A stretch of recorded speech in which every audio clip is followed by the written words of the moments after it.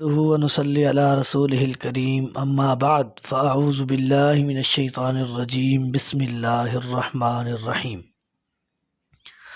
معزز سامعین، اگر ہم چاہتے ہیں کہ ہم اپنے خالق، اپنے مالک، ہم اپنے داتا، دستگیر، علی کل شیء قدیر اللہ رب کائنات کی سپرداری اور امانت میں رہیں تو ہمیں ایک کام کرنے کی ضرورت ہے۔ جب ہم اس کام پر، اس فعل پر کاربند ہو جائیں گے تو ہم اپنے خالق و مالک کی سپرداری میں چلے جائیں گے۔ سیدنا ابو امامہ رضی اللہ تعالی عنہ سے روایت ہے، مجمع الزوائد میں بھی ہے اور کتب حدیث کی باقی کتابوں کے اندر بھی موجود ہے۔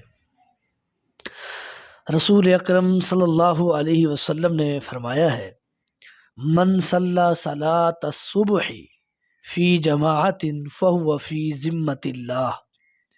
جس شخص نے صبح کی نماز باجماعت ادا کی، جس شخص نے صبح کی نماز باجماعت ادا کی، فہو فی ذمۃ اللہ، وہ اپنے رب کے ذمے میں ہے، وہ اپنے خالق و مالک پروردگار ذوالجلال والاکرام کی سپرداری میں ہے۔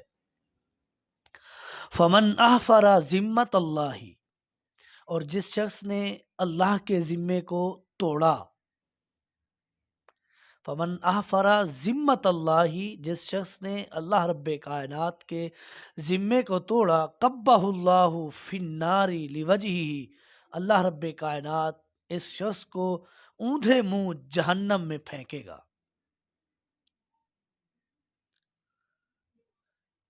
یعنی صبح کی نماز جو باجماعت ادا کرتا ہے وہ شخص اللہ کی ذمہ داری میں ہے، اللہ کی سپرداری میں ہے، اور جو شخص اللہ کے ذمے کو خود توڑتا ہے، اللہ رب کائنات کل قیامت کے دن ایسے شخص کو جہنم میں اوندے منہ پھینک دے گا۔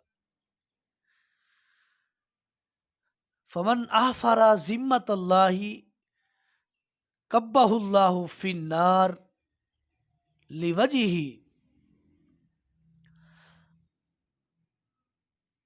اس حدیث کی تشریح میں علامہ مبارک پوری رحمۃ اللہ علیہ فرماتے ہیں، اے فی عہدہ و امانہ، جس شخص نے اللہ کے عہد کو، وعدے کو اور اللہ کی امانت کو توڑا۔ اور آگے فرماتے ہیں کہ اس حدیث کے حصے کی محدثین نے دو معنی کیے ہیں۔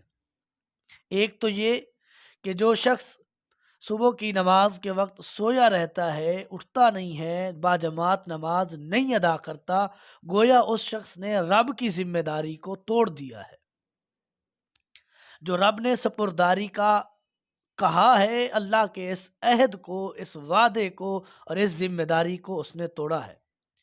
اور دوسرا معنی کہ وہ شخص جو دوسرے شخص کو صبح کی نماز میں جانے کے لیے، باجماعت اس کی ادائیگی کے لیے روکتا ہے، کسی قسم کی رکاوٹ اس کے درمیان حائل کرتا ہے، اس شخص کو بھی اللہ رب کائنات لقبہ اللہ فی النار لوجہہ، اللہ رب کائنات اس شخص کو بھی اوندھے منہ جہنم میں پھینکیں گے۔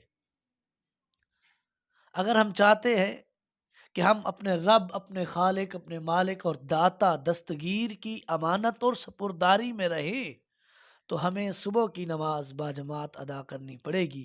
اللہ رب کائنات سے دعا ہے، اللہ رب کائنات حق سچ سننے اور اس پر عمل پیرا ہونے کی توفیق دے۔ ھذا ما عندی واللہ اعلم بالصواب وما توفیقی الا باللہ۔